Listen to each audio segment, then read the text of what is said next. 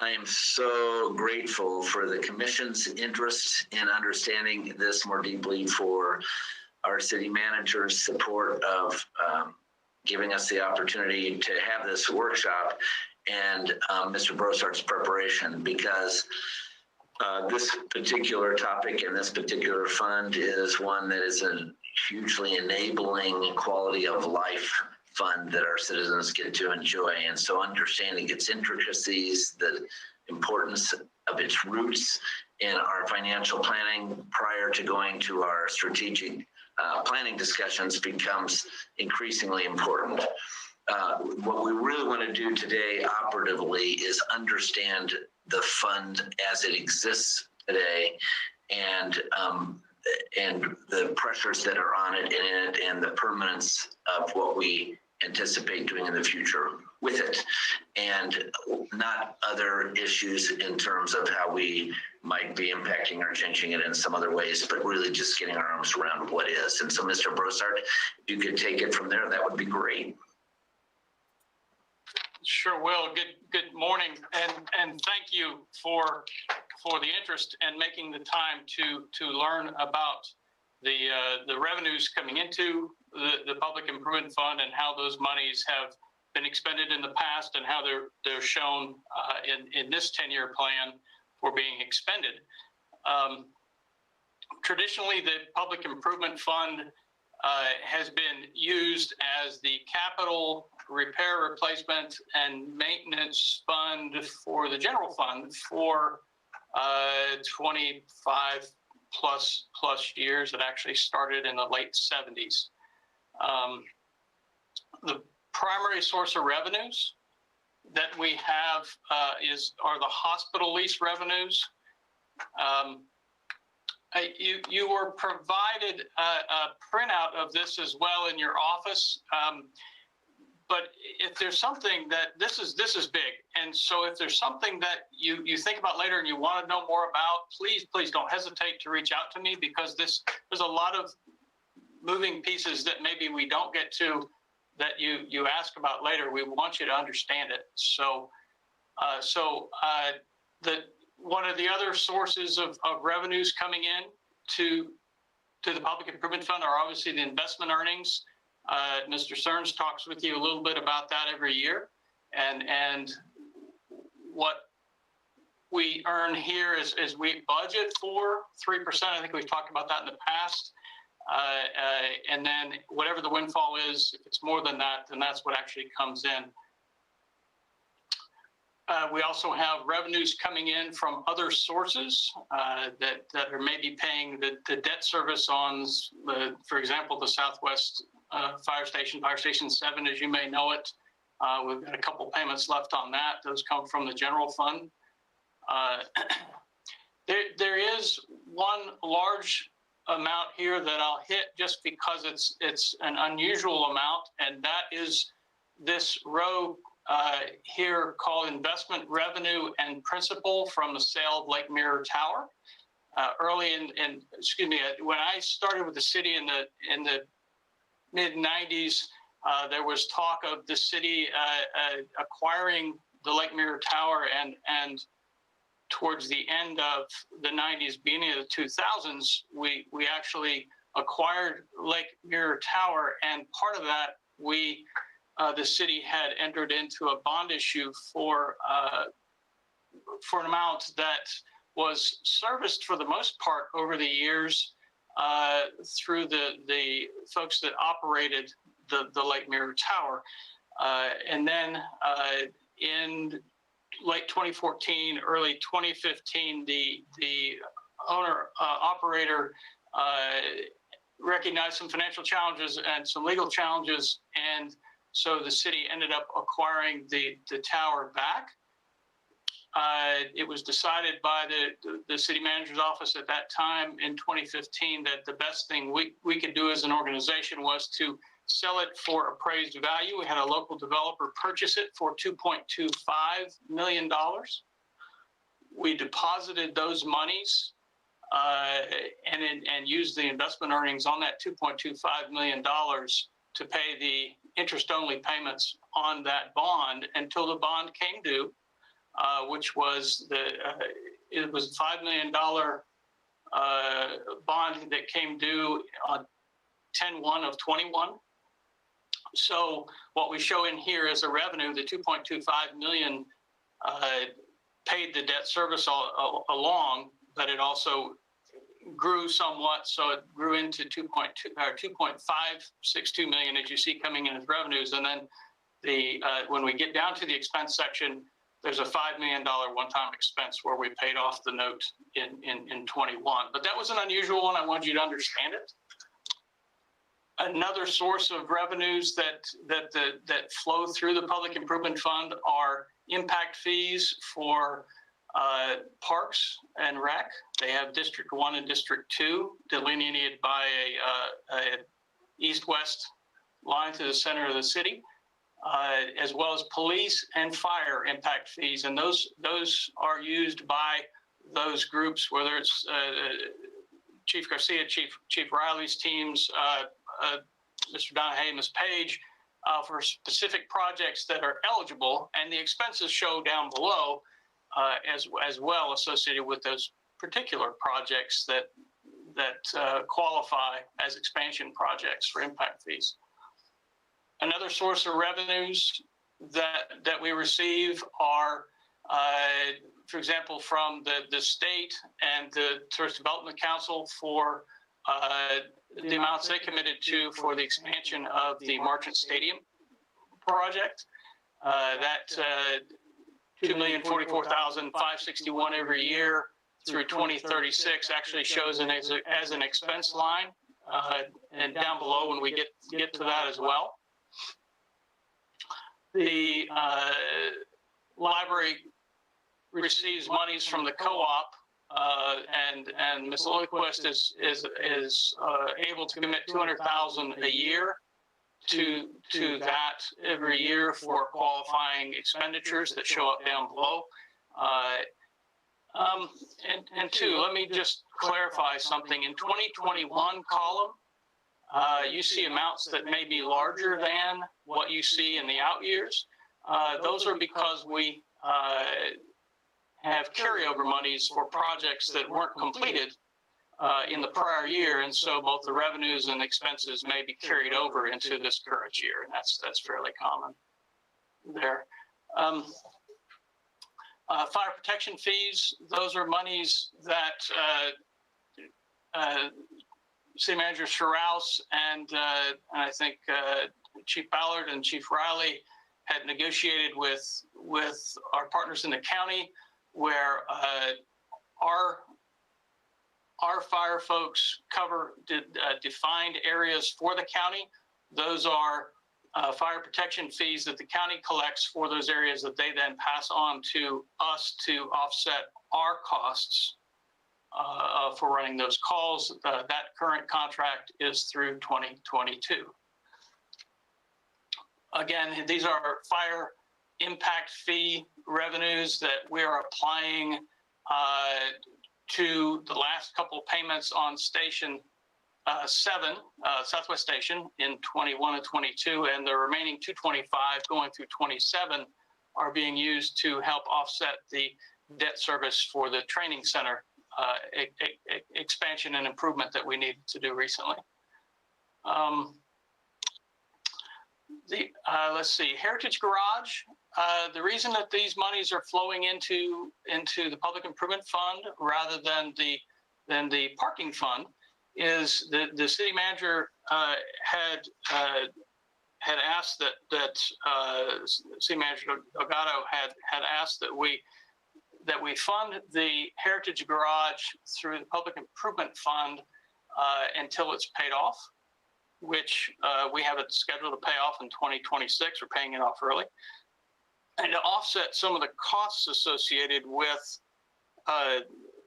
the garage, basically these are revenues coming in from the Heritage Garage right now that are offsetting the maintenance costs that we share as being a partnership in that condo association through 2026. As soon as the garage is paid off, all of the revenues associated with the garage and all of the expenses that may be incurred will be all captured in the parking fund. This next row is worth bringing up because it's related really to two sources. It's called the contributions and donations. In 21, it's really comprised of two parts. One is the McGee's just donated $600,000 towards the John McGee Park, formerly Cypress Youth. So we show the revenues coming in from that, and we'll show the expense down below as well. And then all the other monies that show in here are actually the naming rights that were brought up during the agenda study today. Those are the naming rights revenues that we are receiving that are being applied towards the debt service on the berm that is paid off in 23, and then the remainder is going to the reserve that we talked about, except for a small piece that goes directly to the Tigers. But again, that too is in the lease, and we'll get to that when we get down to the bottom. This next section here you see called expenses are simply summaries for the summary totals for the details that we're going to show down below here. So we'll start with parks. Parks really has three main categories in it. One being equipment replacement, and those are defined by Ms. Page and her team. They have folks that inspect all of the playground equipment on a regular basis, and Ms. Page has a replacement schedule for all of the playground equipment throughout the city, whether it's a large park or a neighborhood park, different amenities within the park, and these are placeholders for those based on Ms. Page's recommendation each year. Those absolutely are subject to change if, in fact, they find that equipment is being used more than they had anticipated, especially in a new park, and they may need to move it up by a year or two. Another piece in this, well, before I move on too far, I'd mentioned John McGee Park. We showed the revenues coming in up top. Well, these are the expenses associated with that right here.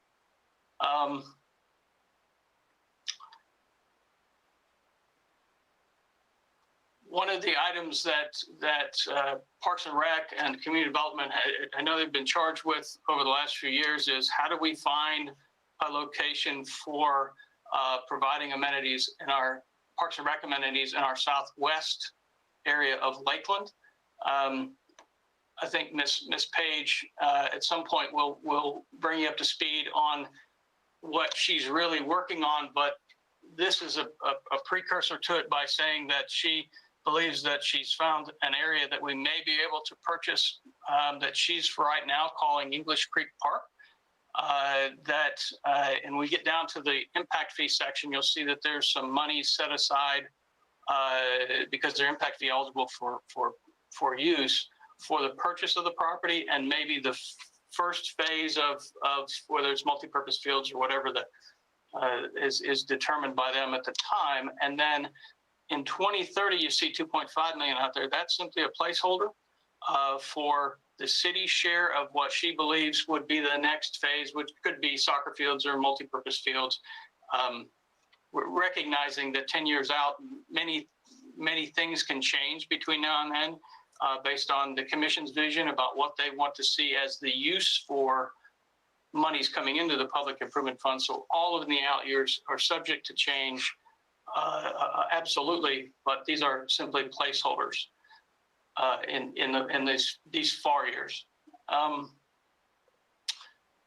So another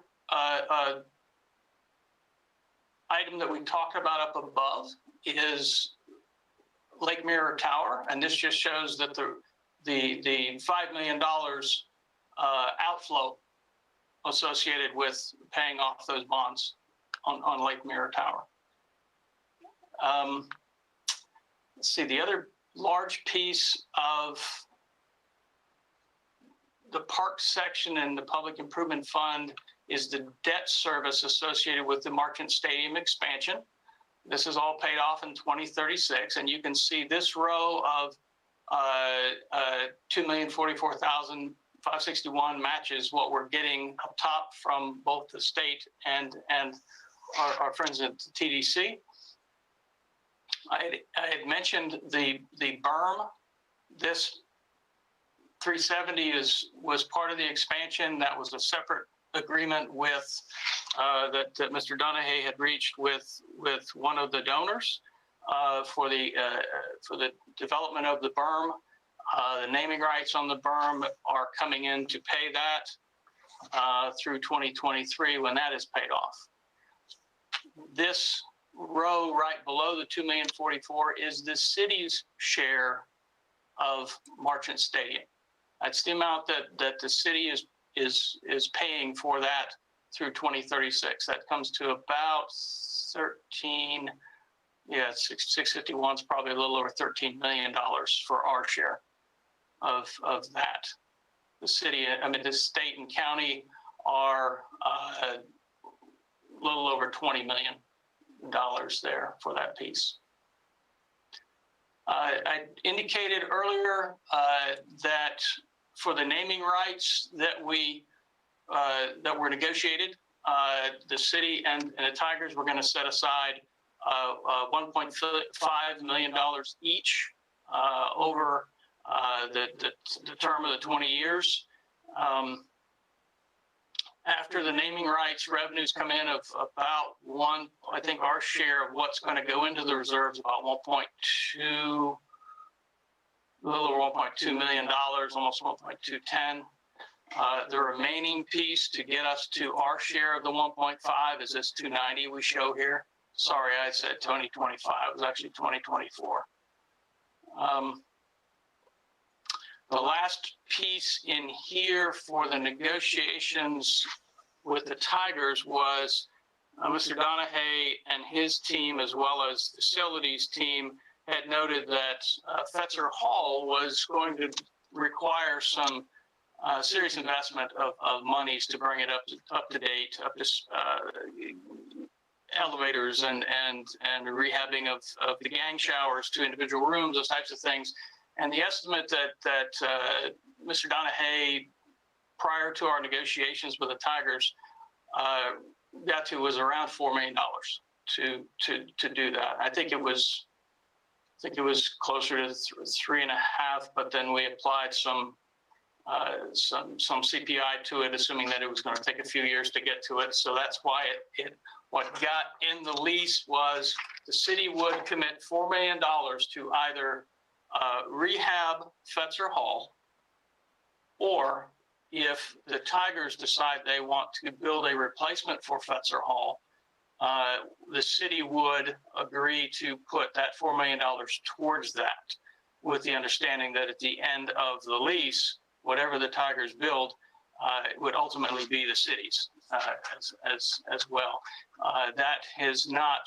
The Tigers were talking about it again as most recently as last year prior to the outbreak of the virus. And so I think that obviously that's probably limited their ability to want to invest in that right now. But so we carry that money over every year as a placeholder, and the Public Improvement Fund earns interest on that money that goes into the surplus of our fund. Throughout this fund as well, you'll see in the lines, you'll see items titled ADA.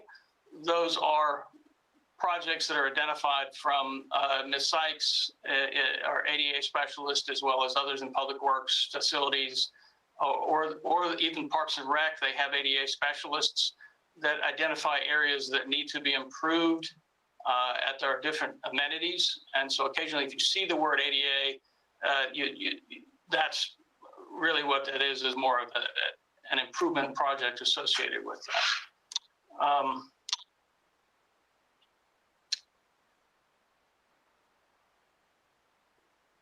I don't see anything else other than repair replacement equipment, unless you have specific questions about how those monies are spent.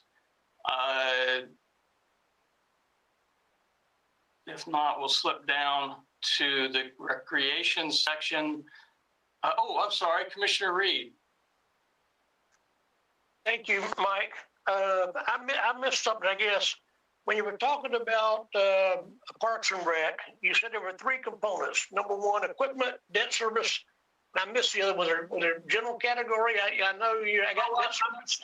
Yeah, I'm sorry. Yes, sir. It's one called repair and replace. It's just a different type of how we look at what our folks are doing in the different areas. Sorry about that. And those can be one-time or recurring projects for the parks, entryways, medians, roadways, around buildings, those types of things that they work on. Mr. Walker had a question to Mr. Broussard. Yes, ma'am. Thank you. Mr. Walker? Thank you, Mr. Broussard. Back to, I guess, something to do in line with English Creek Park and yes, Women's Page. You made a note and anticipating some things happen along the lines of something coming out of there from maybe hopefully a contribution kind of situation. Where in this do we show in this the placehold for dollars to be expended or support of a park? Yes, sir. That I'm just about to get to it. Right after the recreation section will be what you get to section. Yes, sir. Okay. Okay. All right. So if we could, we'll slip on to the recreation section. And those are, this is mainly repair and replace for recurring costs associated with our pools, rec centers, tennis, courts, pickleball courts, those types of locations. We recognize, for example, that our pools on average could spend up to about $8,000 a year at Gandy and as well at Simpson. This line called Lake Crago Park Complex Construction, this is just what's left to be finally paid off as of the end of October. I mean, yes, by the end of this October, it was paid off, but that's just what was carried over for final payment there. Let's see.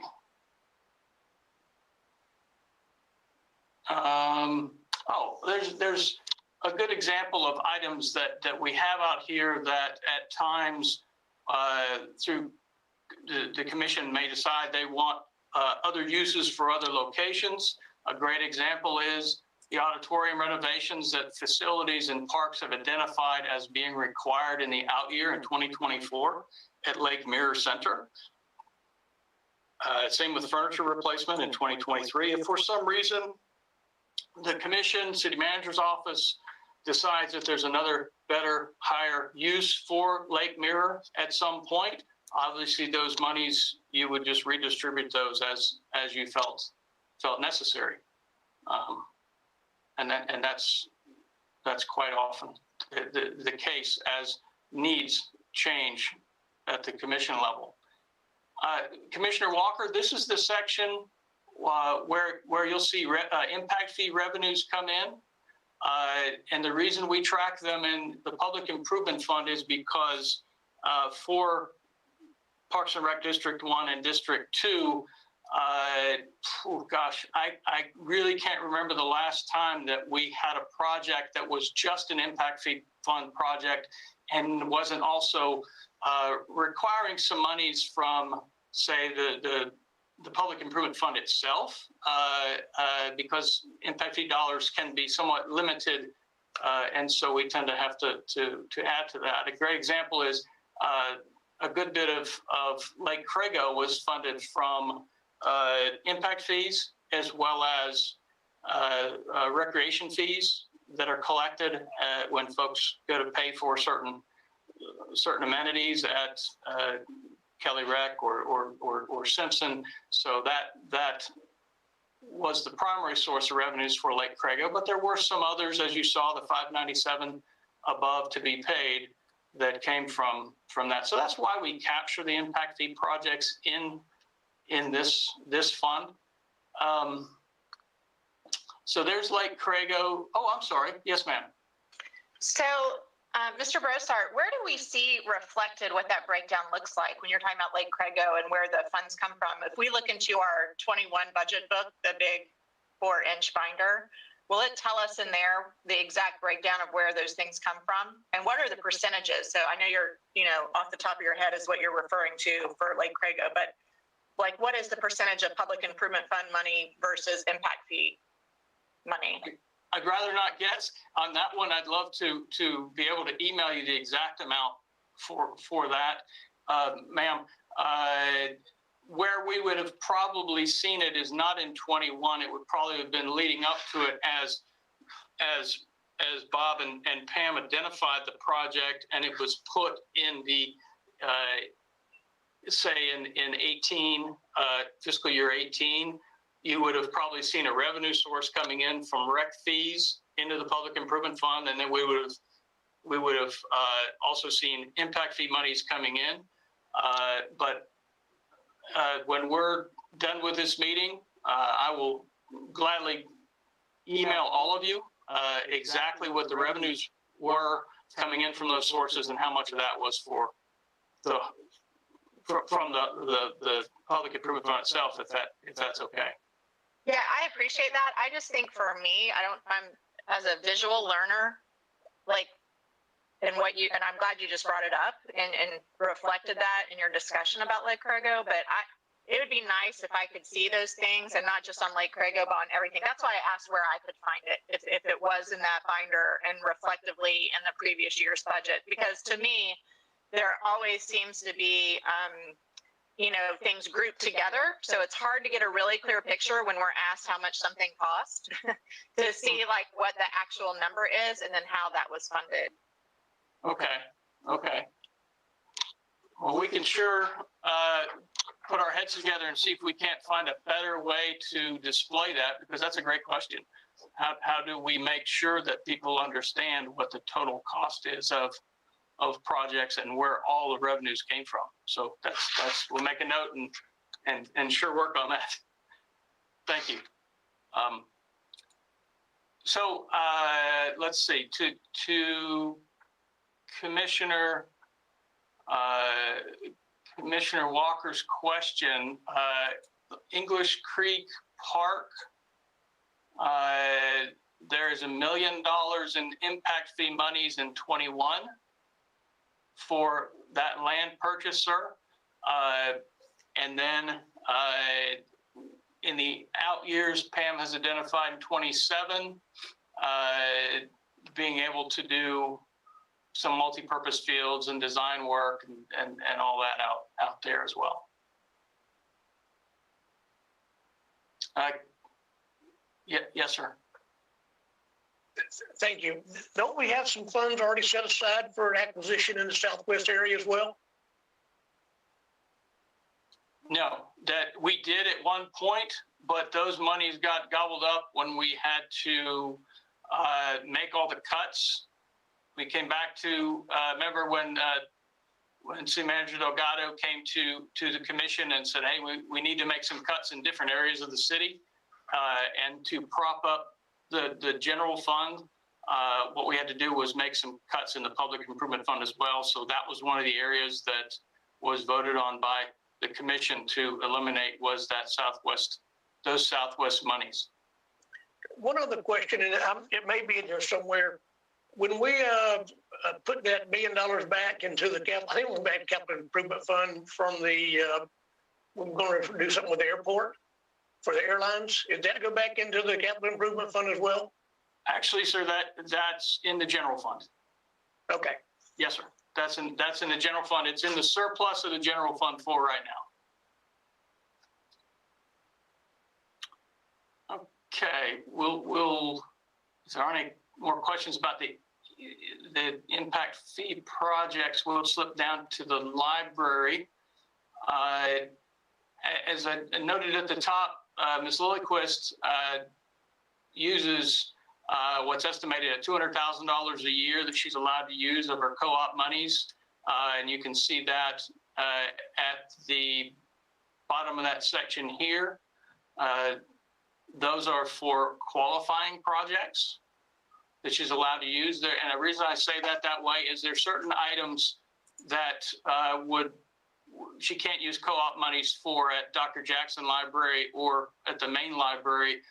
Two good examples are the ductwork and AC rehab that's being done at the main library right now of $700,000 is what's budgeted left for this year, as well as the cultural room as well. Now I say that she's not able to use co-op monies for the construction of, but she believes that she has money for displays, educational displays. And so that's what I see out here that she's budgeted each year going forward of about $20,000 a year as earmarked from co-op monies. Commissioner Selvage? Just a point of interest, with the Lakeland History and Culture Center, we've embarked on a fundraising for charter members of $150,000. How are, in this hybrid organization, how are those monies that we are able to raise used, if at all, in these projections? We have not projected anything in here yet for that, sir. If in fact your team identifies that it has monies that they want to use that will be expended by the city, then you would simply notify us that you're depositing $100,000, $150,000 into the Public Improvement Fund, and we would create a line item. So you'd see a revenue coming in from that, or say it goes through GiveWell or whatever, and then you'd see it as a separate row there under the cultural arts for that, under the city funded section right here. It wouldn't come under the co-op piece. It would be city funded, but the revenues would come in from up top. Got it. Thank you. Thank you, Mike. Yes, sir. Let's see. Oak Hill Cemetery. We as you know, we have 3 cemetery locations. We have Tiger Flowers, we have Roselawn, and we have Oak Hill. There's other smaller cemeteries inside Oak Hill. And so what we use as funds in here, primarily for repair, replacement of roadways, buildings, the grounds themselves, equipment. And then recently you can see new construction in there. That's where they had a need to expand or start the expansion of one of those for a new section. Let's see. I think that's it on that, unless there are any questions. Police department. What you'll see in the police department are a combination of impact fee funded projects that met the eligibility rules, which was great. The police department, the chief and his team have had a need to expand inside the station, and so that's what's called the station renovation. That's concluding, I think, fairly soon. We have had a need over the last number of years when we knew that the system we were using for our CAD was likely going to go away, and so we had to replace it. That's what the Public Improvement Fund's paying for here. That's not eligible for impact fee monies. So we did a short borrowing from the internal loan fund, and then are paying that back in 22, which is the $1.5 million.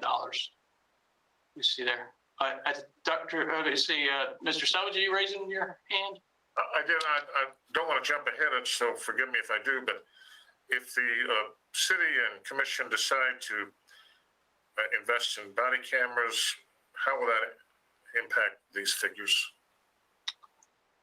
Well, I don't have costs on body cameras. I can only speculate that whatever the costs were, we'd hope that there would be some grant monies associated with those.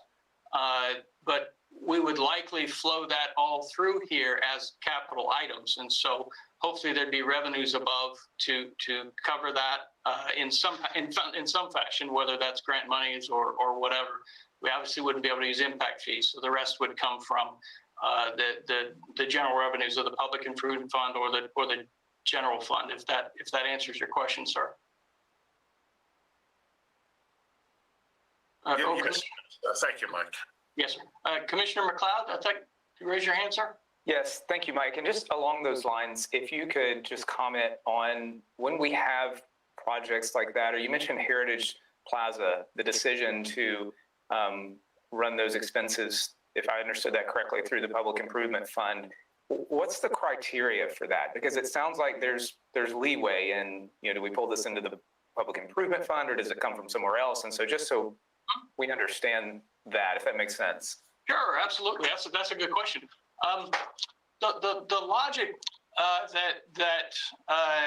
gosh, as far back as I can remember, I'm just talking history, but the city managers that I've interacted with on the capital side related to the Public Improvement Fund was do as much as you could to not impact the general fund. And so for anything that's a project, if you can help the Public Improvement Fund, help the general fund by not impacting it in any way, then that's how we would use the Public Improvement Fund as best we could, right? Now, that expanded a little bit here because the way Tony had looked at the Heritage Garage is it was more of a development. How do we, fitting in with some of the master planning with downtown of how do we get a parking garage into downtown and do a public-private partnership?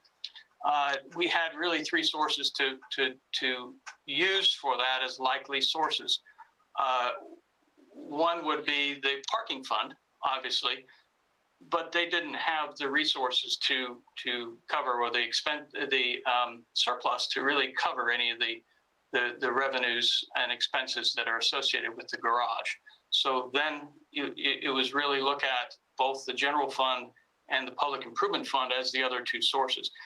Of the two, the Public Improvement Fund had the capacity to cover the debt service of $600,000 a year, whereas the general fund didn't necessarily have that capacity. So that was the logic that was used. And then as Tony went through with the commission and talked about it and said, hey, here's a project and here's how we're going to fund it, he had proposed using the Public Improvement Fund as the solution. Does that answer your question, sir?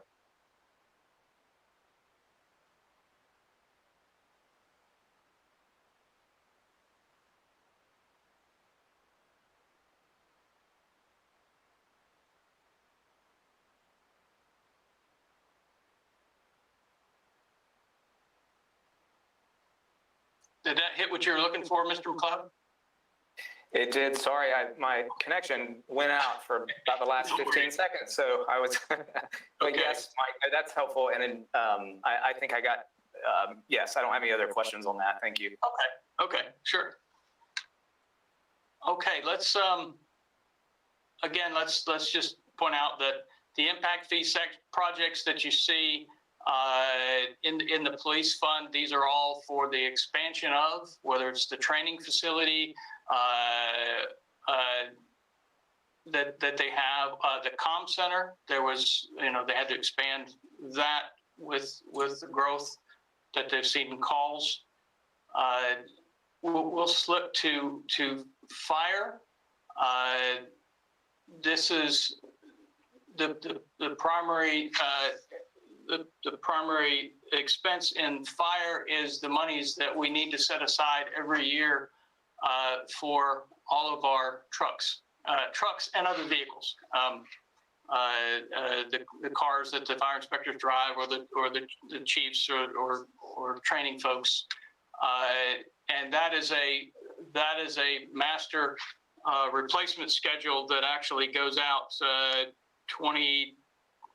I think we're 22 or 23 years out that we look at what the costs are for every vehicle. We work with the chiefs to ensure that they update the values of those replacement values of those trucks every year, just like they would and much like they do in fleet. And then we update that schedule. And from that, we know that we need to set aside $1 million a year through 25, and then 26, we need to bump it up to about 1.1 million as well. The reason that you see, just as a reminder, the reason you see $2.4 million is because the timing of replacing the vehicles that Chief Hartzog works through, by the time he orders a vehicle, it may be that the timing is such that it's not able to be purchased and delivered yet, and so we carry those monies over for the purchase in the following year. So that's why every year we may ask for some monies carried over in this fund. That's a rolling fund. The last couple contributions from the impact fees from fire coming in to pay off the Station 7, and then this is the city share of that, so that'll be paid off in 22. And then through here under the repair and replace, these are all pieces of equipment that Chief Hartzog and I work through every year. He has a 10-year rolling replacement schedule for all of these items that are used by our folks in fire, whether it's on trucks such as the hydraulic tools or the portable generators. Those types of items are replaced in that through this schedule. We've got a large amount that's sitting here for $1 million called capital contingency.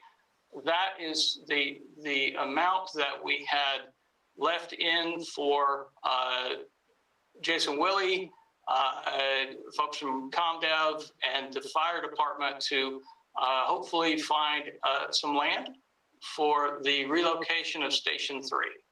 So this is just a placeholder for that. Then this is the refurbish, the debt service here, the $351 a year is just the debt service we're paying on the training center that pays off in 27. Okay, a couple sections left. I don't see anybody falling asleep yet. It's a good thing.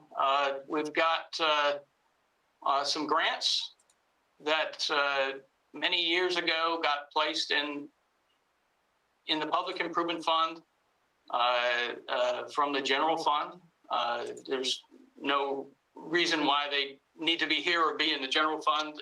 That's just happens to be here, and we can fund it from here. These are managed by our friends in community development and Parks and Rec.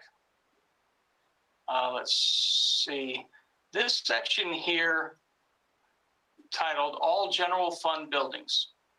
As you know, our facilities maintenance group maintains, as an internal service fund, maintains all of the buildings owned by the city. Well, the general fund buildings are maintained, the funding for maintaining the general fund buildings comes from the Public Improvement Fund, and these are these items here that you can see. And what facilities has, just like Pam Page with playground equipment and the motor pool equipment that fire has. Mr. Broussard? Oh, yes, ma'am. I'm sorry. Commissioner Walker has a question. Oh, I'm sorry. I'm looking at my spreadsheet, not the camera, sir. Sorry. Thank you, Madam Mayor Pro Tem. Not your fault, Mr. Broussard. I was jotting something down. But Okay. I asked a question. If we could just step back before you get to all general fund building situation, the grant monies, neighborhood matching grants program. Yes, sir. Now, are those the monies that we find NAC that they use to support the programs and stuff they're doing out in those in neighborhoods? Is that correct or wrong? I'm gonna let the expert answer that one. Good morning, Commissioners. Yes, Commissioner Walker, that's the grant money that is used for SummerWorks, the Neighborhood Association, Neighborhood Coalition, and the matching grants for events or projects that the different neighborhoods are taking on. Sometimes they replace their signs. Sometimes they do community cleanups and different types of events, and that's the money that we use for that. And thank you, Mr. Cole, but my last question would be, I see it, indicated across the board for the next few years at 65,000. Do we ever go over? Do we ever go under? Sometimes we're under, and then that money just goes into contingency at the end of the year with general fund. We don't roll over the money. We've had the budget of $65,000 for as long as I've been here, I think, and it's been pretty consistent. And Lynn Simpkins has done an exceptional job working with our neighborhoods to make sure that the neighborhoods are taking advantage of the programs and that they stay within budget. It is we do matching grants, so they have to provide some kind of in-kind service or come up with another grant source for the money that they receive for their programs. But it's been consistently $65,000. We don't roll over any money that is unused. Okay, that's what I was trying to make sure. If we didn't use it, well, where would the dollars go back? And you just said right to general fund, so I got that. All right, thank you. Go back to the PIF in this. Okay. Yes, okay, thank you. Thank you. Well, okay, so we'll jump back to thank you, Mr. Cole. We'll jump back to the general fund buildings facilities. Has a group of spreadsheets that they're using for maintaining and assessing all of the roofs, AC, for the recoating and sealing of buildings. For example, on the roof,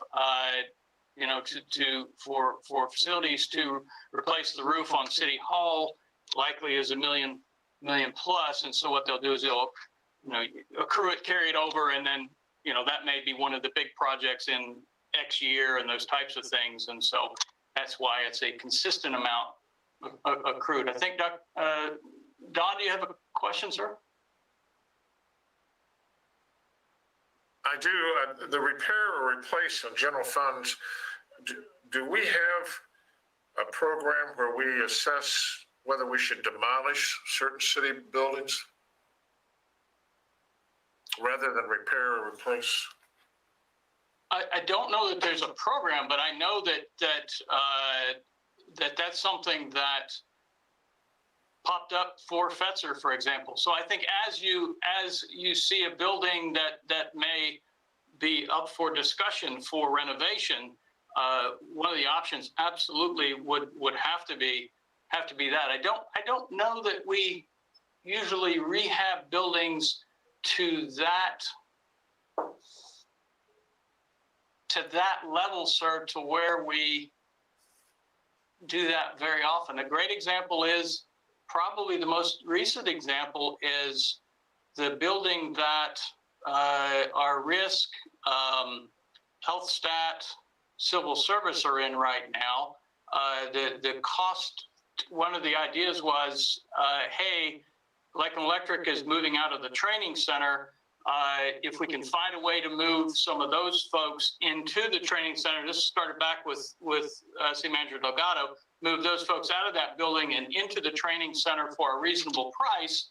Do we then improve health stat and the other locations? And then the next discussion was, should we tear that building down or do something with it? So yes, sir, I think by default, that is one of the questions that comes up every time, but I just don't know that that's that often. It comes to mind as the ADA increasing responsibilities, and I would think that Richard and Heath and the Public Works folks would assess the cost of repair or replace versus tearing it down. And then we've got the hangars out at Tiger Town that have come up before. Do we keep them in place or take them down? So I was just curious to see if we have buildings on the chopping block. Yes, sir. Okay. Okay. So we've talked about those items. You can see that we have some ADA project monies that are out here for those items, those areas that are defined by Ms. Sykes or others in facilities or public works as items that can be addressed throughout general fund buildings, as well as monies that are spent, as you noticed up above, on specific projects that can be identified separately. Let's see, the big dollar item next is contingency. And I think this is an important one for everyone to understand. This is the city manager's office's account. No one can do anything with it. And so I was thinking about it this morning, what's the best way to explain this, when and if this is ever used? And a great example is if Mr. Maratz, and the head of recreation, incurs a problem at one of the pools, and recently we had a problem, and the cost was more than anybody could really have expected. And let's just call it $85,000 to remedy something that we had been maintaining. It's just an unusual situation. And he goes to his director and said, I'm able to find $19,000 from I can defer a couple projects, and I can find $19,000 or $20,000. But I'm having a problem with the rest. What would happen next is that department director would then reach out to, Deidre, myself, the chief accountant that helps that department, and to say, any suggestions on other sources of funding that.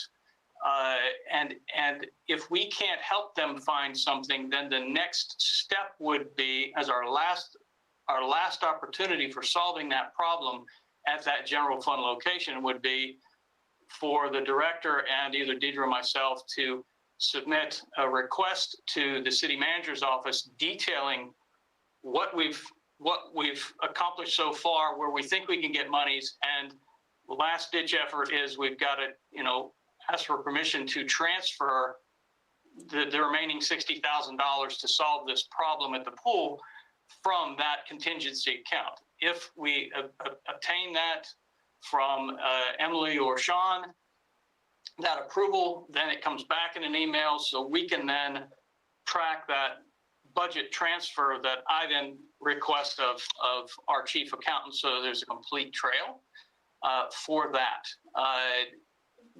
In many cases over the years, I can't remember the last time we ever used up all of it, but there have been times, and I'm going to use 21 as an example, where we have more than we normally would.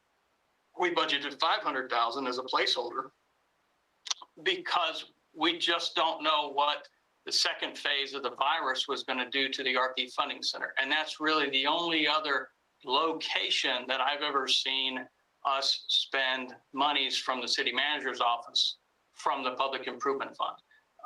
And that would be to help shore it up, because as many of you probably know, we're not allowed to close the books on a fund with a negative surplus. So that's really a placeholder if, in fact, RP Funding Center could not generate all the revenues it needed to cover its costs to keep it from being a negative for 21. Fortunately, so far, we've got great news coming from Tony and his team. So our hope is at the end of the year, just like last year, every bit of that contingency falls right back into the surplus and it is not used.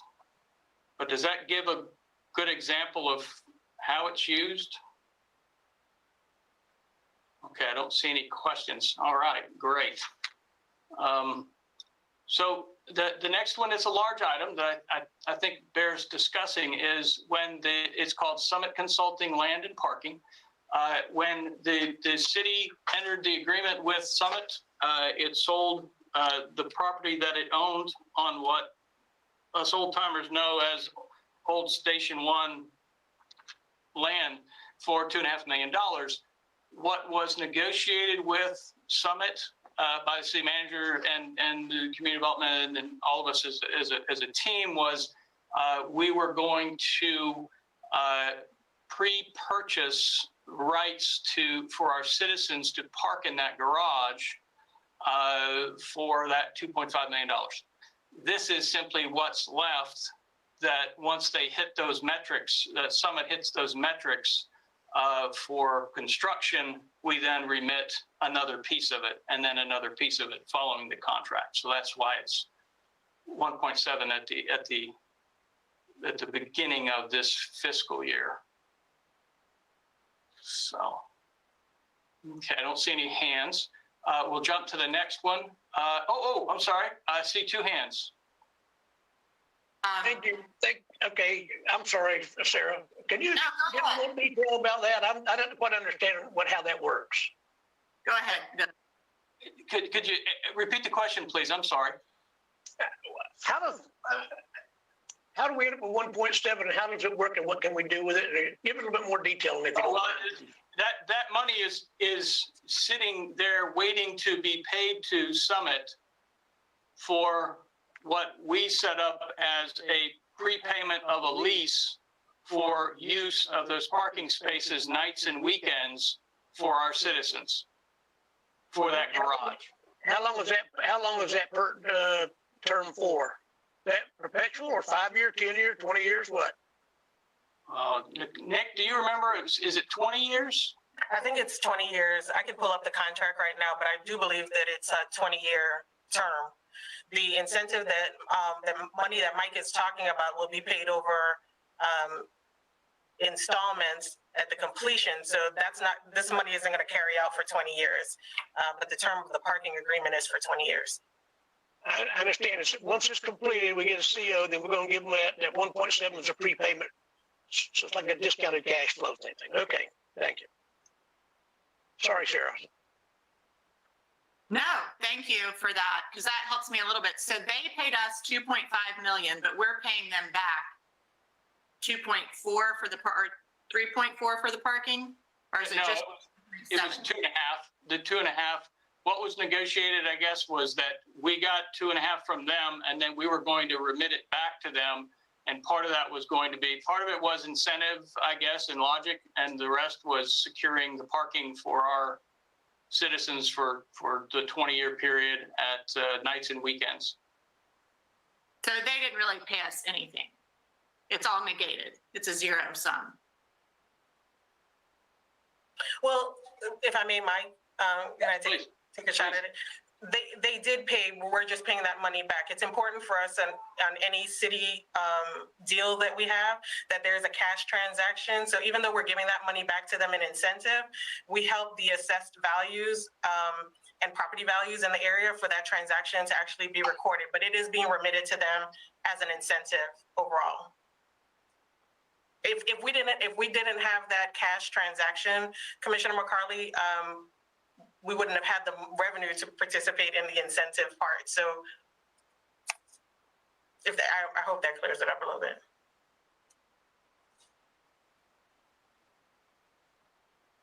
Madam Mayor Pro Tem? Yes, Mrs. Madden, sorry. Commissioner Madden.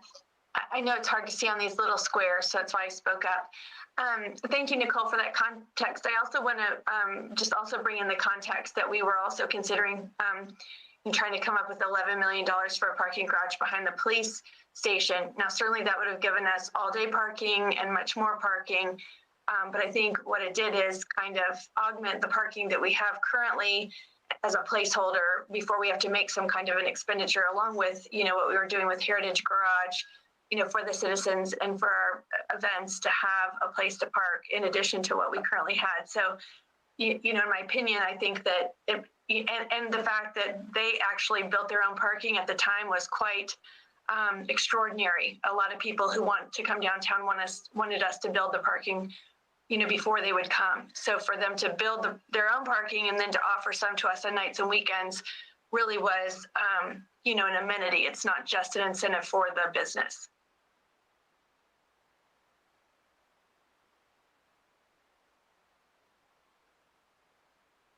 Okay, any other thoughts or questions about Summit? All right, thanks again, Nick. Let's see, up above, we had talked in the revenue section about how right now the Public Improvement Fund is paying not only the debt service for Heritage Garage, but paying for the annual maintenance through the condo association, and that was estimated at $80,000 a year, and so that'll be paid until we're done with it, and then at that point, all the revenues and all the expenses will jump back to the parking fund at that point.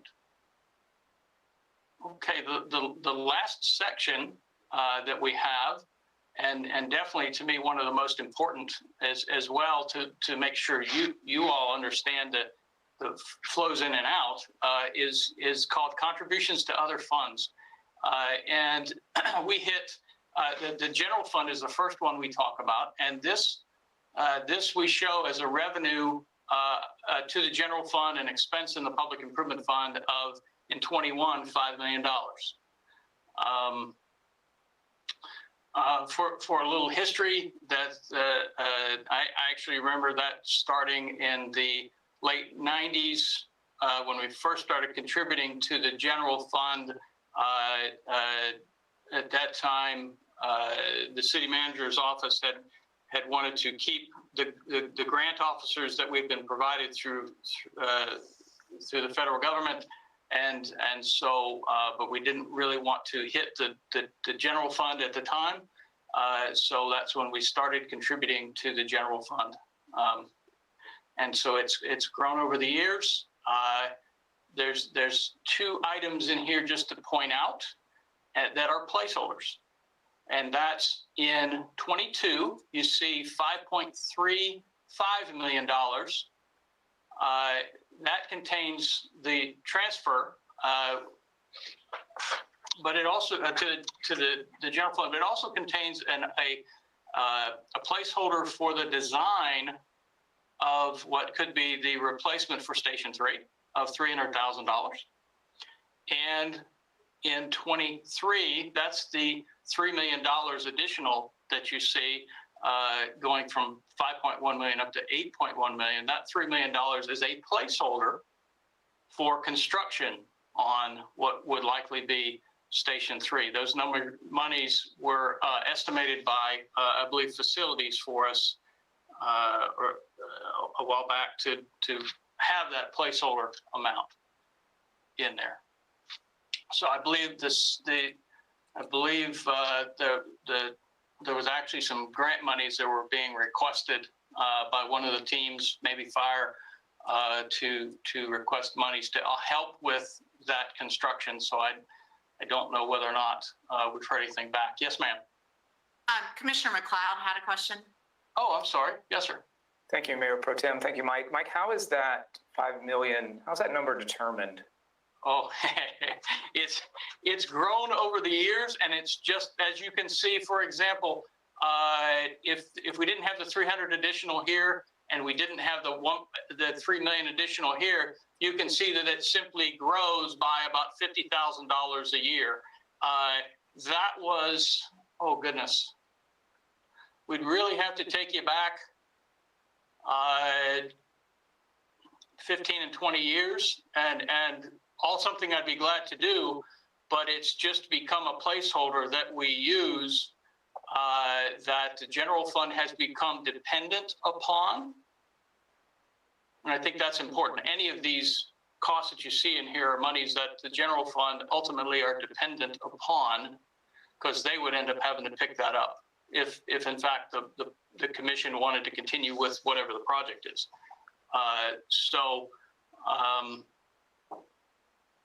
Yeah, thank you. That's good. I think for me, just kind of a philosophical point is I look at a line item like that has began in the 90s and over the 20 some odd years has continued to grow. It's just become an assumption that that money will always be there. And we've got this, and I'm not saying there's no effort to go under 5 million, but is that the level that it needs to be? And is that the responsible level of spending public dollars? I'm not saying it's not, just something for future discussion. As I look at that, it looks like it's always 5 million is the floor. And so I would be curious to dig into that one a little bit more. Well, and that's a great point. What I can tell you that over the years, gosh, I can remember when we had actually gotten it down to a little over 4 million. But then we recognized that there was a problem at the golf course, and so we had to bump that up a little bit. And so then when the commission determined that the golf course would then be a part of the general fund, that 800,000 a year just got moved into that 4.2, so that's how it ended up at 5. If, for example, the golf course continued doing it, the city manager and I had this conversation before Christmas, but if and this was based on conversations with Brock and with Parks and Rec, but our thought is if the golf course keeps doing what they're doing now and generating the revenues they're generating, there's no reason why this number can't start decreasing by the amount of the subsidy that say that 800 starts dropping to 6 or 5, right? And so that is something we talk about, but I understand completely why you could look at that and go, wait a minute, you're just assuming it's going to grow every year. I would love to see it go down because it takes the pressure off the public improvement fund. So good point. It's something we absolutely can work on. Sorry, Commissioner Walker. Thank you again, Madam Mayor Pro Tem. Mr. Brozart, speaking in reference to new Fire Station 3 further north here in our city, and you're estimating a cost of $3 million, is that, are there any kind of impact fee monies associated with that, or just strictly construction costs and not taking consideration impact fee kind of monies, or what?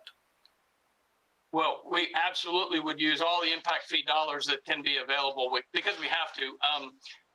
And I say that we're required to expend impact fee monies within 70 years of collections. So we want to do all that we can to use them for anything that's eligible. So we absolutely would, sir.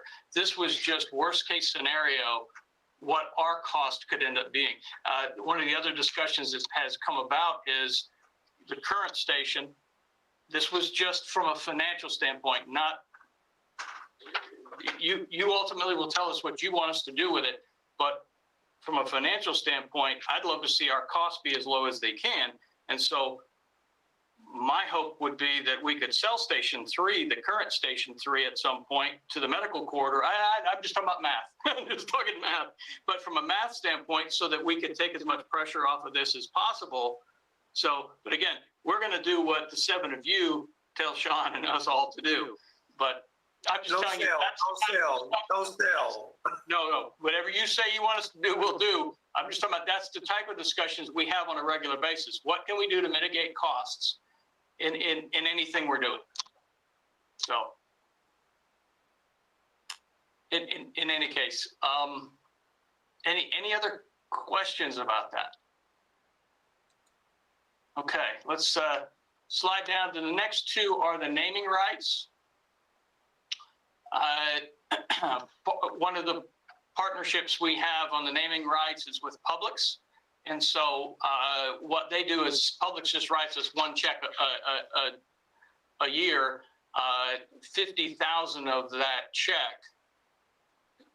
is due to the Tigers for the normal their normal use of the box and those types of things. And so 50,000 of the naming rights immediately gets transferred directly out to the Tigers because that's not the city's. This remaining row here is what gets transferred every year to the reserve. And that's both the Tiger share and the city share. So when we pay that 290,000 in 24, it will go into the same fund that these are getting deposited into, and then the Tigers as well, when they pay their 290,000 to get us both to that $1.5 million, they'll all get into that same Joker Marchant Reserve Fund. Okay. The next section is the RP Funding Center. And we, many years ago, and quite honestly, I do not remember the history behind why, we started using two lines, one for capital and one for operating, going into the RP Funding Center. And the capital is pretty standard. It had actually dropped some right after the expansion, but now we're setting it back aside. But I say that it's the city manager's office, in conjunction with Mr. Camarillo and his staff, identified that all money is coming in from the general fund and the public improvement fund, whether it's designated as capital or operating, unless it's for debt service, it's all set aside to help with any shortfalls that they may see. So in other words, they're not necessarily spending the monies on capital if in fact they're having a shortfall in payroll or something along those lines. What is in this operating transfer row are really two items. Commissioner Walker, did I see your hand? I'm sorry. Okay. There's really two items that make up this row through 2026. There's the debt service of $654,169 a year that we're paying on the expansion. All the rest is a subsidy. Okay, so there's 2.1 million, 1.537 of that is subsidy in 21. The rest is debt service. Same thing here. We have a placeholder of an additional $500,000 as a placeholder because we don't know what 22 is going to be like. The monies don't get transferred to RP funding if in fact they don't need it. That falls to the bottom line of the public improvement fund. Okay. In 23 and 24, the subsidy is $250,000. Commissioner McCarley, were you raising your hand? No, sorry. There are people putting gutters outside my office and they're a little loud. Sorry. I'm sorry. I stare at the spreadsheet and I glance over, and if I see a hand move, I'm afraid I've missed somebody. So in 23 and 24, we have the $904,000. $654, that is debt service. There's $250 as subsidy, with the hopes that in 23 and 24, they are back to generating the revenues with the new hotel and so forth. The reason that I have a larger amount in 25 and 26 is it's still just a $250,000 subsidy, just like in 23 and 24. What I'm trying to recommend is pay off the debt on that expansion. Okay, and I say pay off. Pay off is the bonds aren't such that we can pay them off early. But what we can do is set those monies aside in a reserve so that the reserve satisfies the debt every year until it's paid off in 2032. By doing that early, my reasonable estimate is I'm saving about a little over $600,000 in interest costs by paying it off early. Okay, so for that reason, I'm recommending that it's paid off then. It doesn't have to be. If you as a body say, nope, carried out to the 32, we'll absolutely do that. I think it's best if we can pay it off as soon as we can. Yes, sir. Commissioner Reed? Mike, by that $600,000, is that a discounted cash flow or is that Yes. going out over? Okay, all right. Yes. Yes. Yes. And that's me assuming we're only going to earn 3% on that money.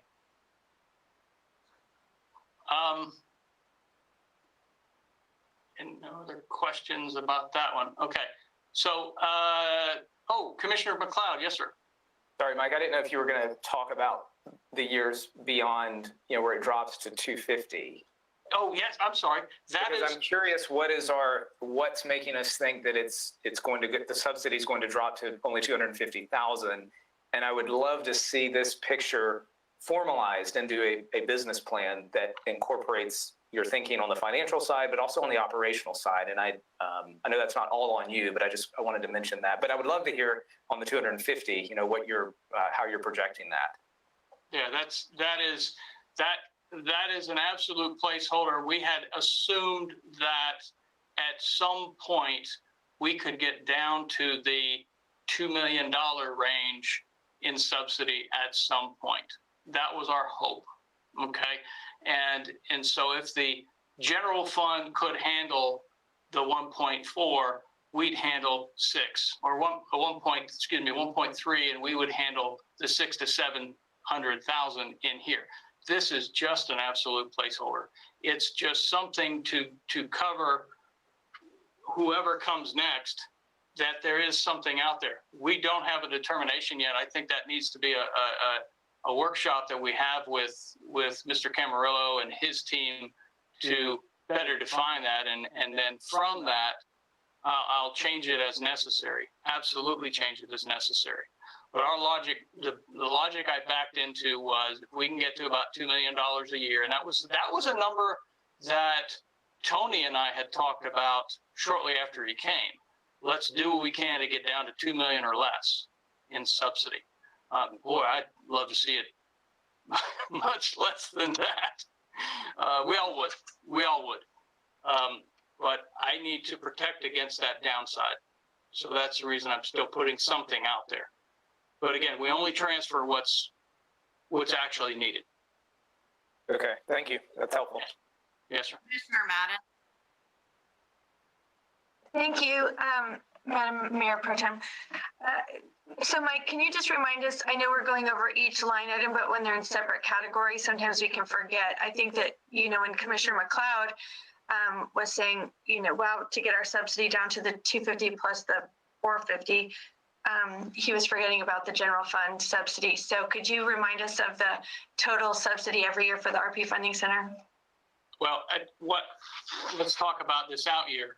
My hope is that if we're 2 million a year total in these out years, and really actually it starts somewhere in here.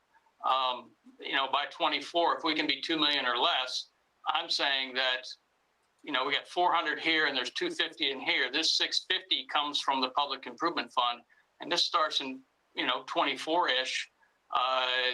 The other piece, ma'am, would come from the general fund.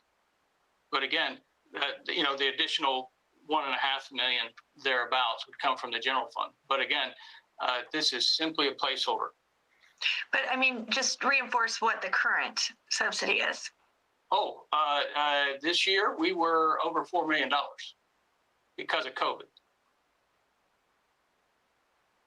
Because you can see here, we put 654 into debt service in 21. And we're still assuming that we're going to spend about $1.93 million in subsidy this year, just from the Public Improvement Fund. And I can confirm, I don't know if Deidre's on, I know Deidre's on the call. Deidre may be able to send me a quick email to tell me what we're budgeted to subsidize from the general fund in 21, because it's not popping in my head. I don't want to misspeak. And haven't we over the last several years been close even to 5 million in a subsidy per year? Oh, it's been well over 4 the last couple. Yes, ma'am. Thank you. Commissioner McLeod, did you have a question?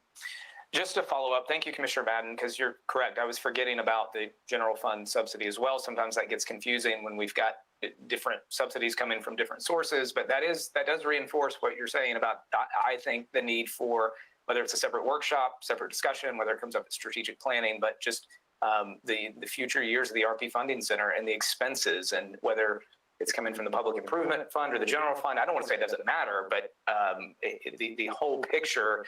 And if we're projecting being able to decrease that, how are we doing that? What is giving us the confidence to say that we're bringing this down? And if not, what do we need to consider? Yeah. Commissioner Walker? Thank you, Madam Vice Mayor Pro Tem, excuse me. Mr. Rosart, I was looking through my notes and looking back in May 2020, there was we was doing one-on-ones, talking with Mr. Delgado back then. Of course, it never moved forward, but there was a discussion, maybe not so much discussion with me, it was a suggestion as we were talking in that meeting to look at RP Funding Center, as I'm hearing questions being brought by my colleagues, to try to, for lack of a better word, treat or have to maybe have RP Funding Center become what we did, or somewhat how we did with the Cleveland Heights Golf Course. And just want to know, having Mr. Sherrouse now as a new city manager, I don't see him on the call. Is he on the call? Yes, sir. Okay. Yes, sir. He's on. All right, I see him. We raised his hand. Yeah, raise your hand, so I saw you. Thank you, sir. Are we still going to have any kind of discussion moving forward in some strategic planning, as even Commissioner McLeod has alluded to, and some other things about RP Funding Center? Commissioner, I would think that the commission will want to have some discussion, certainly about the RP Funding Center and the future of that as part of the strategic planning discussions and beyond. And so, there has been discussions in the past, though the commission did not at the time want to go that direction. But similar to Cleveland Heights moving into, the Parks and Rec Fund and being treated as a park and subsidized as parks are, there is always, that option for the RP Funding Center as well. Understanding that that's always going to be a difficult situation to see profitability there, but as those past discussions included all of the economic impact benefit that comes along with having that facility. So certainly I'm sure we will be addressing that as we move forward with strategic planning and budget discussions. That's always an option, though more for policy considerations from the commission. Thank you. I did not know, and I hope I heard you correctly. I do not recall, and maybe I wasn't there. I think I've been usually most 99+% of the meetings, but I do not recall us even having the dialogue. And if I did, I missed it. I don't know how I missed it, but maybe I can just talk with you and Mike, and you can refresh my memory. I don't want to take up any time right now, though. But I certainly would like to see or have that kind of discussion with my colleagues moving forward, because I think it's a very important subject matter. And I think it's something that we don't have to deal with, and how do we best deal with it, help support what we think is needed, but what maybe not be needed as well. So thank you again. I think, if I may, Sean, we may have talked about that, Commissioner Walker, at budget meetings in the fall, and it may have just gotten a little bit lost, but I feel like we did talk about it then. I want to circle back. Commissioner McLeod, I may have cut you off just because my internet is kind of swirling. Did you direct staff to maybe put together an RP funding workshop and looking at the budget entirely? Is that what you're asking them to do? And did I miss that? Or I'm just trying to circle back to you to make sure we cover what you were saying, and if you needed an affirmation for that or some kind of thumbs up or something. Sure. Thank you, Mayor Pro Tem.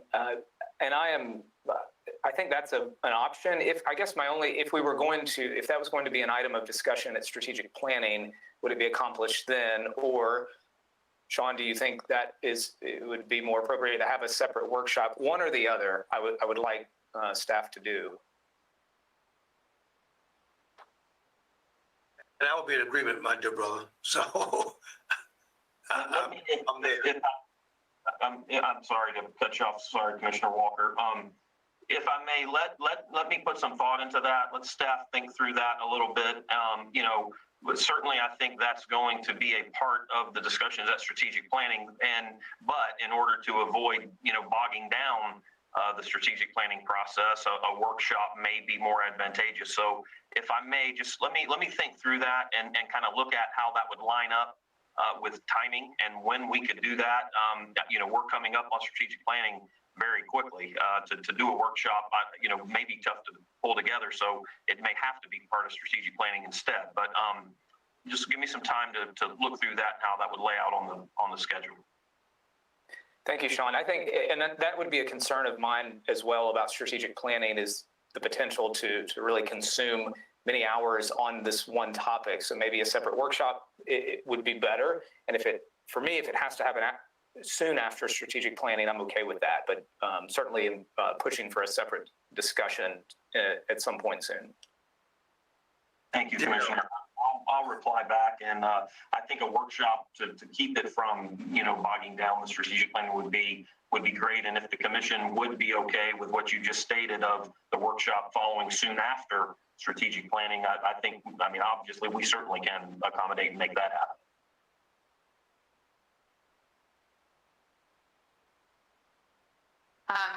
Thank you all. Does everybody have a thumbs up about that? Or I saw Walker's thumb and McLeod's, Mr. Selvage, Mrs. Madden. Okay, Reed. All right. So it sounds like that's a good plan, Sean. Thank you for that. Mr. Brossart, back to you. Okay, thank you. Commissioner Madden, Ms. Deidre is on the call with us, and she emailed me that in 21, we've budgeted $2.3 million coming from the general fund to the RP Funding Center. So we got 2.5 coming from the PIF and 2.3 from the general fund in 21. And we'll make sure that we provide you a history as well during the workshop, if you'd like. Commissioner Reed. Thank you. Mike, do we get much from sports marketing? Well, they are paying the debt service on their share of the expansion, and that's $541,000 a year for 15 years, sir. Okay. Plus, they kicked us an additional $750 within the last six months, maybe, towards the expansion as well. I think maybe for the restrooms that need to be completed out there. Okay. Good, thank you.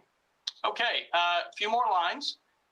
This line titled long-term capital is something that you may have heard us talk about a little bit when we received the $15 million from the hospital for the renegotiation of the lease this last time. It was planned, rather than to simply deposit it with an investment company, that we would ask our actuary in the General Employees Pension Fund to use it as a credit and spread it over 16 years at the 7.25% required rate of return in our General Employees Pension Plan. So what this meant was that the actuary was going to apply a credit of just slightly under $59,500 a pay period for 16 years to the pension plan. That meant that $59,400 or $500 a pay period, we could then send that to be invested. So what's happened is, and that's called the Public Improvement Endowment Fund. It's currently being managed by Allen and Company. And so our hope was that that 15 million would grow to something over 30 million by 2031. But along with that, our hope was that, which is this row here, we could start kicking additional monies to that fund such that in 2037, when the hospital lease was up for renegotiation,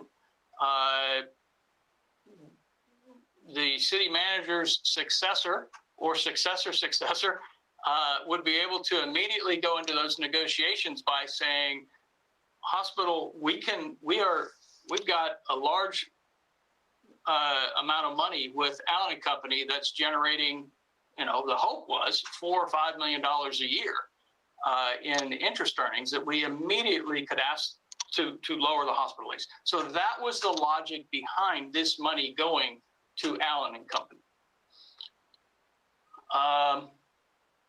Questions about that row before I slip down to the next one? Okay. All right. Thank you. The next one is Heritage Garage. We're paying the debt service. We talked about that. That is paid off early in 26. The logic in paying it off early was really twofold. One, that we can save some interest monies because that's through our internal loan fund. The other piece of that is hopefully by 26, the Public Improvement Fund could participate in something else at that point, if possible. Cleveland Heights, this is just a row that we have available for them for small capital that they have. I think in the last 2 years, I think they've maybe used $10,000 of it, if that. And so what's not used is immediately goes back to just falls to the bottom line of the Public Improvement Fund surplus. Irrigation replacement, this is the amount that the Cleveland Heights has raised their fees to cover the debt service on the irrigation. That is through, oh my goodness, I think that was supposed to be through 26, if I'm not mistaken, and I can confirm that. But same thing, if we can pay it off early, we save a lot in interest earnings. More importantly, if we can pay it off now with cash, if they can keep their rates up, that money can be used to lower the amount of subsidy that's required in the general fund each year. So maybe this row here, going to the general fund, 800,000 of that, as we talked about, is for the golf course. The discussion that Mr. Donahue and I have had within the last 2 weeks again was, as well as they're going, we may be able to start lowering some of this. We just don't know yet. Let's wait till the budget cycle so that we can see what COVID's doing and whatever. But if we can lower the subsidy to the general fund by some amount because they're able to keep that 198,750 that they were using in debt service, then that's what we're doing. So, any questions on that one? Okay, well, we've reached the end. This is very comprehensive, and so I thank you for giving us the time. But please know that between the notes that I provided you, as well as the documents, you also have the file online.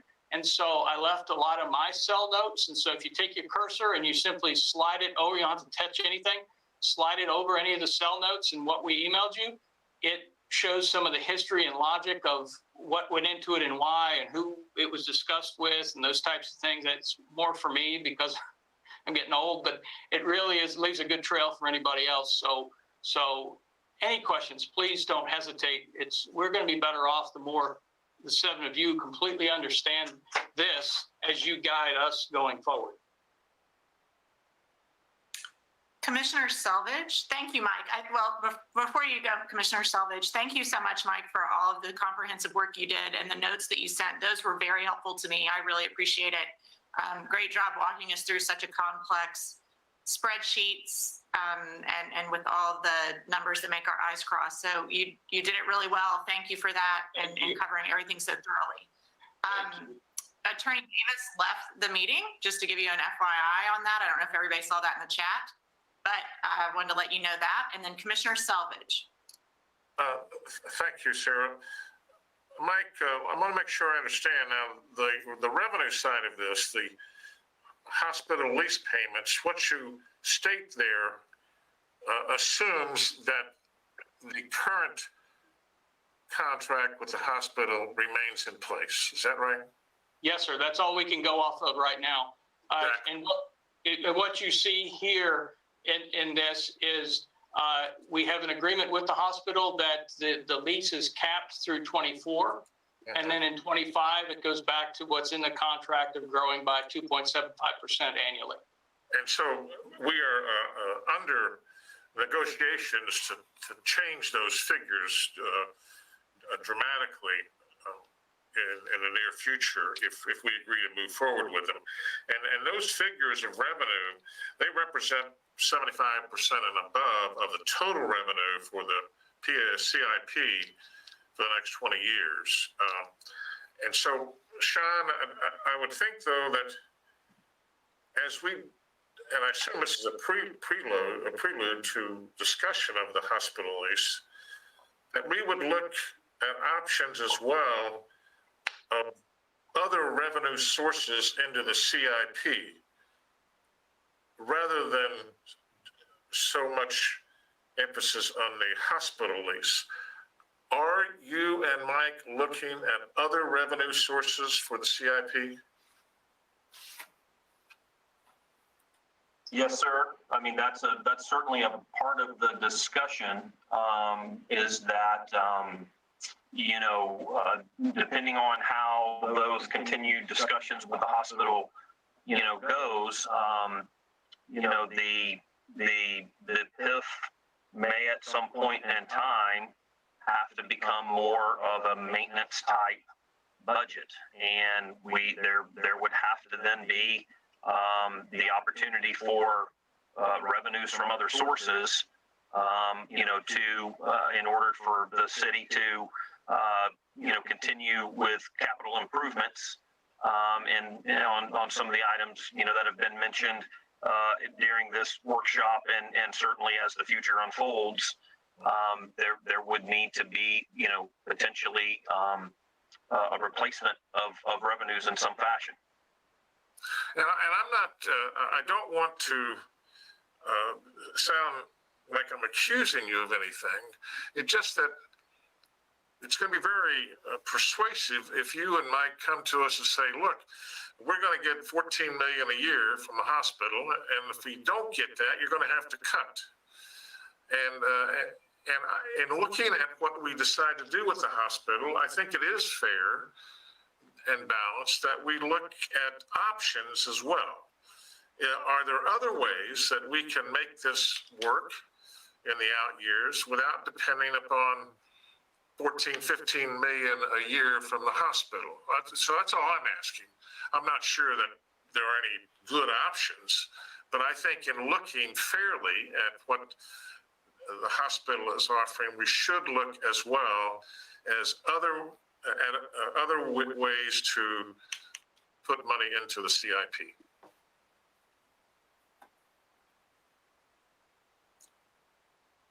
Commissioner McLeod. Thank you, Mayor Pro Tem. Thank you, Commissioner Selvage. Mike, and I was going to ask this about the other revenues aside from the hospital lease. Are those fairly consistent year over year? I know there's some that will fluctuate, but is it consistent for the most part? Yes, sir. Let's see. Impact fees.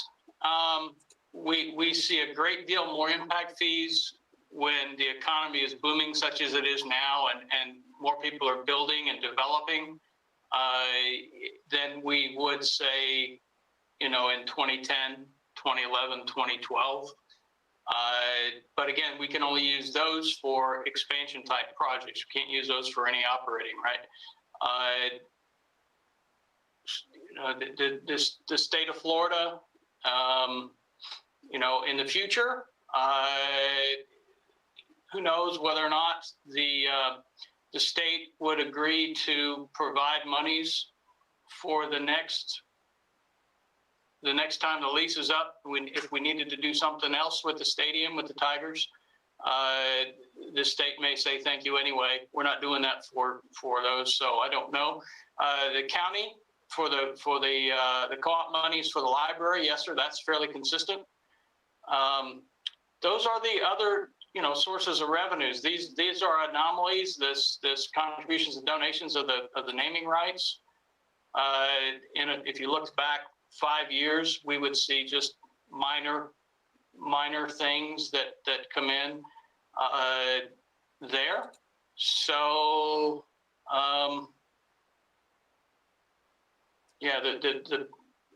I guess to answer your question, sir, the primary source as it sits now is the hospital lease for this. Yes, sir. But again, as I kind of indicated earlier, one of the things that, and we're looking at everything, but one of the things we're looking at is what things in the future can we move back to the general fund and cover from the general fund, if in fact. So we are looking at all of our options regarding this lease payment, all of the options. Thank you, Mr. Brossart. Commissioner Madden and then Commissioner Walker. Thank you, Mayor Pro Tem, and thank you so much, Mike Brossart, for this, wonderful presentation. I know you were joking by saying no one's asleep yet. It is, in my opinion, very sobering information and difficult to sit in the seat in my third year as a city commissioner and to feel like, it's taken 3 years to fully absorb the gravity of the situation in which we sit currently. When I came in as a commissioner, you try to, print out the budget, read it, look at every line item, do your due diligence to make decisions. And now I look back and think, wow, what I didn't really understand, in making some decisions of consequence with regard to not just the initial funding of a project, but then the maintenance and replacement in perpetuity that's paid for from this public improvement fund. And so, I must confess that I did, ask for this workshop prior to our strategic planning because I didn't want us to get bogged down in any kind of an antagonistic way with regard to projects or to staff or to departments, because really our staff is brilliant. They do a great job. They're experts in their field. Mr. Brossart has, worked his way through, the recession and looked at crossed every T and dotted every I and been, fiscally conservative. And, because of his leadership, we have, a great deal of cash on hand and we're in a good place. We made it through hurricanes and the pandemic because of his approach, his conservative approach to our budgeting. And I appreciate that so much. So I want to first say how much I love our city. I love our Parks and Rec. Our Parks and Rec, we've said ourselves, is what sets us apart because we don't have beaches and we're not Disneyland. But when I realized that when I came on, there was this thing called a certificate of need that was a threat looming in the distant future that would bring in competition against our public hospital. And if other hospitals came in and took our good paying patients away from our, hospital, then we wouldn't be able to pay for the wonderful care they give our indigent population. The charity care that's given every year is such a contribution to our city and to our citizens. And that would not only be a threat to that care, but also to their revenue and then them being able to be in a financial position to pay the lease. And then you find out that the lease that they pay us is basically grown over time, which if you were just in business, then man, it was the best business deal ever, that we would have made it based on assessed value where the tenant has made all the improvements to get the assessed value to where it is, to where now they're paying 14, almost $15 million, where other public hospitals, might pay $1 because they're required to do that indigent care. And so great for us and our business decision to be able to have this lease and to be able to build parks and fire stations and, all of these things, that has given us a real luxury here in Lakeland to live, as my colleague, Commissioner McCarley, often says, on a mulberry property tax rate. But if our citizens don't know all the information, like I said earlier, we are the public servants. We're elected to be a voice to and from the citizens so that they're both aware of what's happening, and then also the staff and the city local government's aware of what the citizens want to have done. We're not doing our jobs. And it's just like if you have a family budget or a business budget, there are a lot of things I would love as a luxury. Everyone, would agree with that. But it's terrible when you look at luxury items and at the end of the day, they say, oh, wasn't that fun? That was just fun. Well, we really can't afford it. I mean, we can't afford that.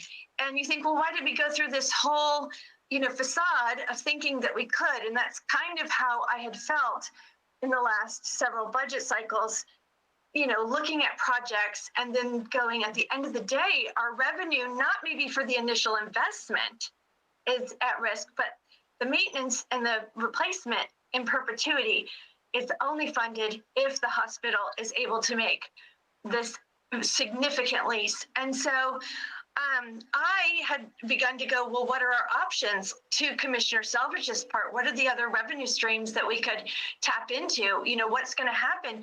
Because now it's not even just a hypothetical. There is no more certificate of need. We do have hospitals buying land and planning to build that will compete with Lakeland Regional Health.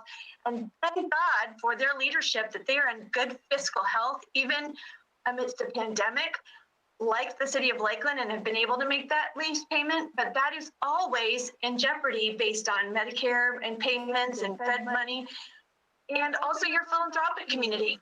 And when I look at these projects like today and every item, who'd want to cut any of these things? Of course, we love our parks. We love our firefighters. We want our police to have the best care possible. I myself want to think about what it would cost to get body cameras. But when I think about the fact that people in this community have given philanthropic dollars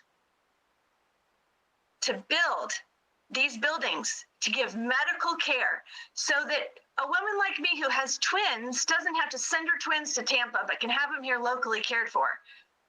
And that same philanthropic charity gives money to build our parks.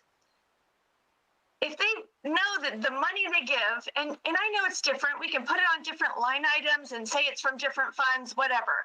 But if I'm giving $10 million to build a building on the hospital, and then I realize that the $10 million has to come from somewhere to pay for our hospital lease to the city, to do some wonderful things, but also might go to pay $5 million of a subsidy of an RP funding center, I'm not a very happy philanthropist when I connect those dots.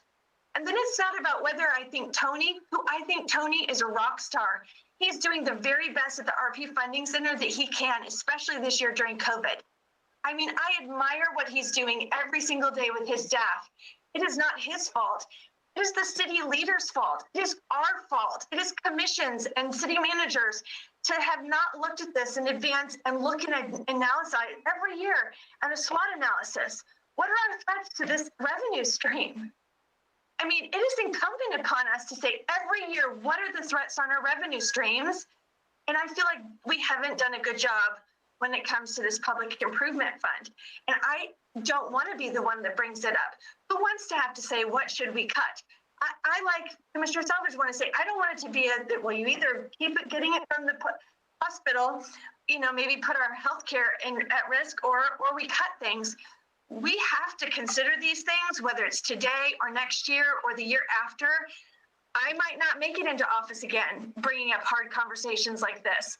But I can't be in office and do a good job if I don't ask these questions. If I don't say, thank you, Mr. Brossart, for bringing these things to our attention today.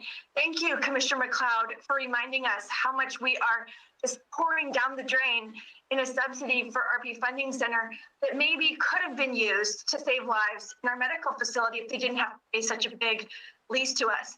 I also consider things like they had COVID money. That's how they survived, and that's how their balance sheet looks okay this year. Do you think the COVID money is supposed to go to pay for a subsidy on a RP Funding Center? I know you think that that's crazy math. But in my mind, it's still pools of money that's dedicated to medical and pools of money that's dedicated to your city. Both are equally important, but some people might differ on what they think is more important. Maybe I think parks are so wonderful and I want my kids to enjoy them, but when it's putting my healthcare facility at risk, is it worth buying a plot of land for a Southwest Park? Or do we say, gosh, you know what? Thank God we also have philanthropy building Bonnet Springs Park. Maybe we have to put a halt or a moratorium on building any new parks until we figure this out, until we see if, in fact, this money is secure. Just because we have a lease doesn't mean this person is able to pay the lease. And then you say, well, why don't we sell the hospital? I mean, or we could, that's our exit strategy. Well, we find out that when you sell the hospital, all that money that we could get for it, which would be wonderful because it's been so improved by our community, it would all have to go to medical dollars. It couldn't go to building, our building maintenance or fire trucks or for any of the things that we have already dedicated over this, next 10, 20, 30 years. So what are our options? Hope and pray that the hospital stays fiscally sound and can pay us this lease indefinitely. Hope and pray that they can, take a little tiny bit off, we can give them a little relief. Like our last bit of relief was just capping the escalator. It wasn't like a ton of relief we offered them. Or do we negotiate some other kind of a strategy to get money up front? Because thank God they're in good fiscal shape right now, but they might not be in 5 years. Maybe we should get as much as we can. I'm just saying this is the conversation that I have needed to have for the last couple of years. And I'm so grateful for Mr. Brossart for bringing this today to let us go seriously consider every single line item that is already in the next decade allocated to be funded by this hospital lease. And so I thank you. I thank my colleagues for listening to me today. This is not a conversation I like to have. This is something like a weight on my shoulders that I think about all the time, because I cannot ignore the threat to this revenue stream to our city. And if it wasn't sitting in a pot of money, just gaining interest, and it was like our luxury money, and we just knew, you commissioners, don't bring us any more projects or you have to pay for it out of this special account. When I realize it's maintenance and replacement of the buildings that we currently have, not even necessarily any other future projects in some instances. In most instances, I feel like it is an ominous threat. And so I just wanted to appeal to my colleagues that going into this strategic plan, I may not have been able to vote on some things that I voted on before if I had this full awareness that I have now. I'm sure staff's like, phew, we're glad she didn't know, because we really are glad we have these projects, because it takes 10 years in Parks and Rec for them to dream and to create and to get the land and to get the permits. I know that they are fully vested in these projects and love them, and we love them, and they're wonderful. But I just didn't go forward with another strategic plan in my last year. Hopefully not my last year in office, but it might be, because I feel like this is an important enough discussion for me to have, and was willing to just, walk the plank and dive in to see how my colleagues felt about it, and to just let you know that this is how I'm going into this year's strategic planning, is I really feel like this public improvement fund needs a radical consideration because of the threat. Thank you, Commissioner Madden, for sharing that. And are there any other colleagues that want to contribute on that note? Yes, Commissioner Walker. Well, I'm hearing situations between colleagues of mine who I believe are sharing, of course, what their concerns are. But my ask is this now, Madam Mayor Pro Tem: are we to have a discussion now, or should we do as we oftentimes do, have it earmarked for during the strategic planning time, as it's already been indicated? Or do we have a workshop to make sure we discuss it like we've been indicated? I'm trying to make sure I can wrap my brain about what, all the conversations happen, because I'm thinking, I'm hearing so many different kinds of, remarks. But do we do it now, or do we do it as we plan to do it? During strategic time? Excuse me, I'm sorry, go ahead. Go ahead, sorry, there's a delay. And It's your. well, I see that. So I appreciate that, Commissioner Walker. I do think that's a very valid point to see where we want to be directed and where we want to direct our time. City Manager Strauss had his hand up, waving frenetically. So I want to call on him really quick because he might have an answer. Well, I appreciate that, because I know we got one-on-ones coming up to discuss a couple of these subject matters that have already came up. And if we're gonna discuss it now, why are we gonna have the one-on-ones? I just like, okay, where we're going. Yes, thank you, Mayor Pro Tem and Commissioner Walker. And so, yeah, I just want to kind of highlight, the intent of the workshop today. And also want to thank Mike Brossart, the Finance Director, for all the work that he put in to the presentation. I can tell you, Mike has been texting me and emailing me late at night and early in the morning in preparation for this. And so I think we hopefully accomplished the intent.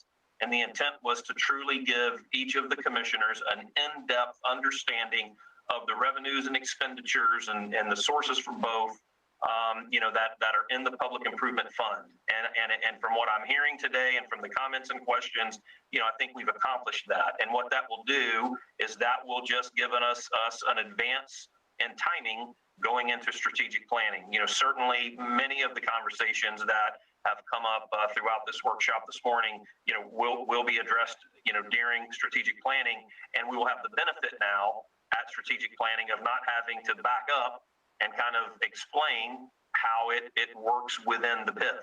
So we've kind of gained some ground in that timing, and from all of, again, the comments that I'm hearing, I think now there's a fuller and better understanding by the commission as to how the PIF, truly functions.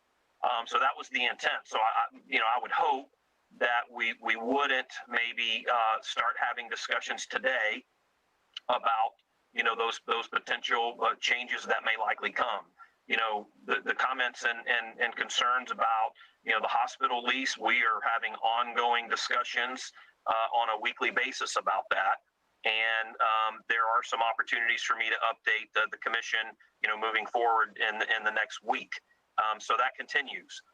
It's a complex conversation. There are complex issues, many of them, and it's going to be, I think, a combination of things that are going to get us, where we want to be.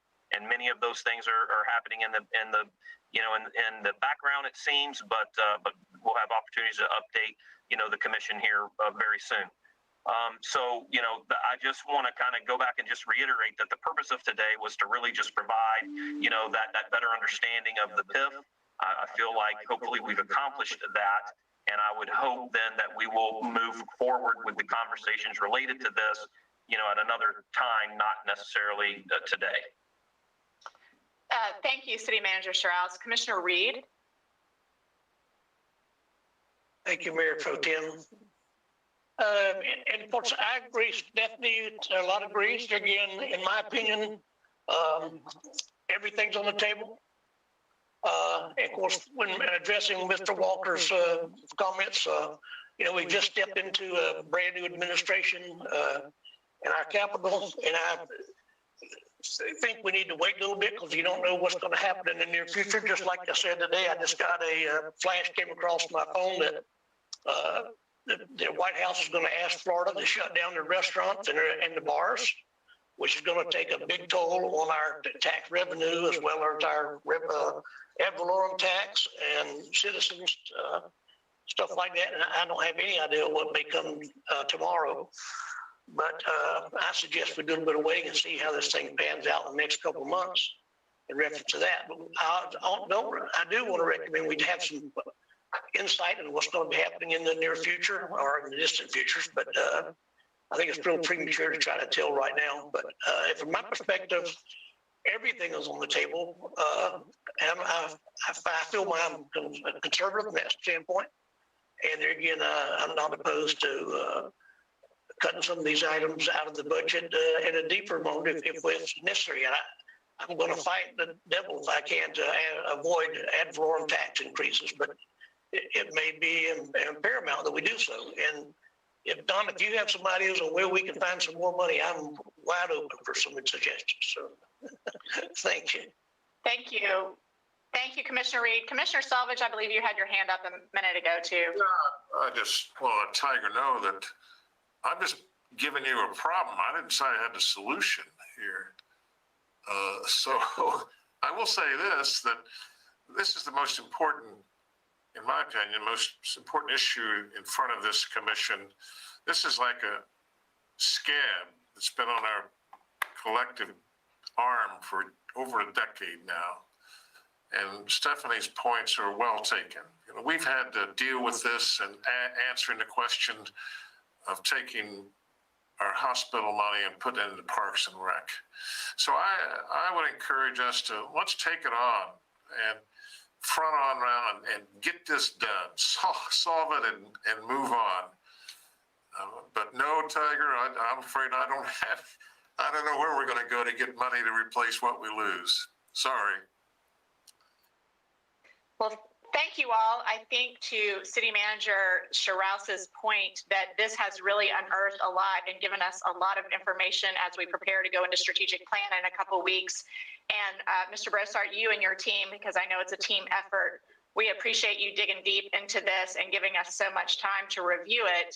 I agree completely with Commissioner Madden in that we as public trustees of public monies are responsible to not kick the can down the road. So these hard discussions, as we talked about at our first meeting of the year, have to happen. They make us all a little squirmy sometimes when we don't have all the information that we need right at our fingertips. But I appreciate the wealth of information that was provided today. And I will accept a motion to adjourn the workshop if we need one. And if we don't need one, unless there are any other comments from the commission, I think we can conclude. So thumbs up on concluding. All right. Thank you all, and we will see you on Monday at Utility.